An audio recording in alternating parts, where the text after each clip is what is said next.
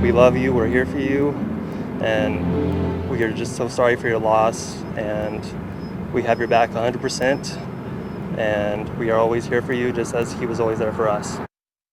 Tonight, the community is remembering Chandler Police Officer Chris Farrar. He was killed in the line of duty 1 week ago when a suspect driving a stolen car hit him. Earlier today, hundreds of people lined the streets for the procession to the church to pay their respects to the family and to fellow officers.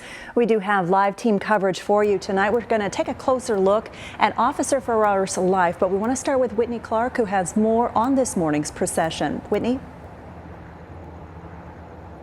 Heather, that procession ended here at Compass Christian Church in Chandler. It was really a special place for Officer Ferrar. He was a member here for years. He was also a volunteer with the security team, donating his time to make sure churchgoers were safe. Now, really, the impact he had on the community was visible on the streets today. Chandler police tell me there were more than 150 motorcycle officers from all across the state part of this procession.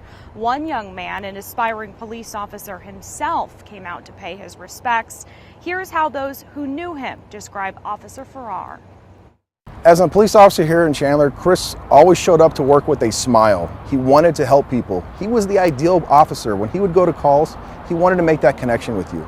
And so he took that to go with Under the Shield and reached out and helped people nationally who were also in law enforcement. I've talked to a number of people who have known Officer Ferrar who always talk about his smile. He was always smiling. Now, Under the Shield is that nonprofit that promotes officer wellness among law enforcement.